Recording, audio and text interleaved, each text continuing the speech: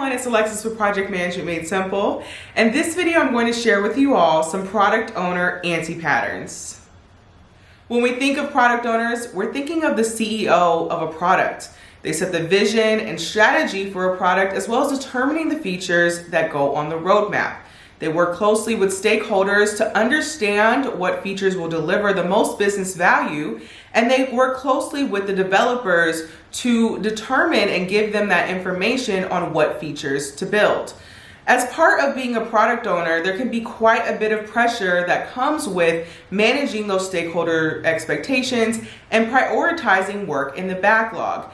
And so sometimes what we see with product owners is product owners who are playing multiple roles.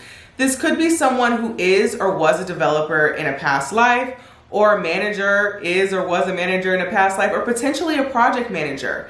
And when this happens, sometimes we'll see anti-patterns that I will illustrate in this video. The first anti-pattern is telling the team how to build the features.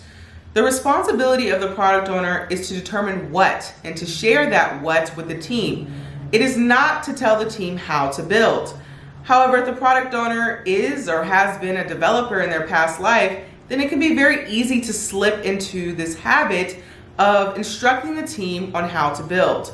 The responsibility of how to build features is up to the developers.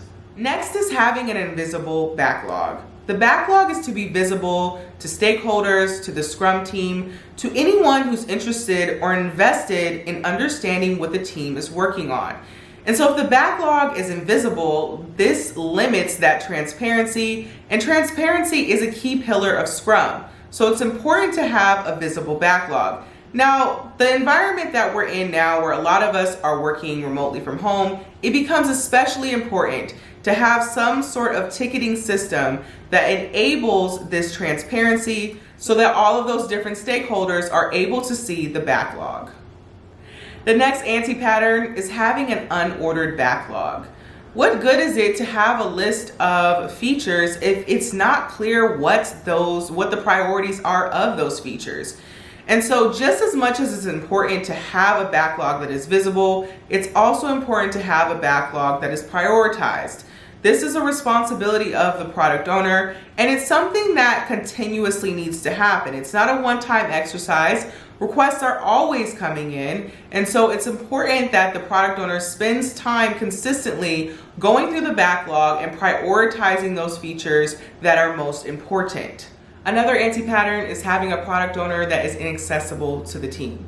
It's not sufficient for the product owner to attend sprint planning and think that they can be hands-off. The team needs to be able to access the product owner, to ask various questions, to clarify requirements potentially, and so it's important that the product owner is consistently accessible to the team. Another anti-pattern is having a product owner that does not set a sprint goal. So I mentioned earlier that product owners are to set the vision and strategy for a given product. As a part of that is setting sprint goals so that when the team is planning their work and having a better understanding of the details of what they're working towards, they can set their sights on the sprint goal. When we get into the daily Scrum, that's our point in which we ask questions to determine if we're on target for reaching the sprint goal. If we don't have a sprint goal, the team doesn't know what they're aiming towards. And it's going to be a challenge to say if the team is even on track to achieving that vision and that strategy that the product owner has set for the product. And finally, the last anti-pattern that I will share in this video is having a product owner that assigns work to the developers. The developers are responsible for assigning work amongst themselves. The product owner, again, is responsible for what features are to be developed, but in terms of how it's built and who builds it, that is the responsibility of the developers. This is a video sharing some anti-patterns for the product owner role. If you have any questions or comments, feel free to leave those below in the comments, and I will talk to you all in my next video.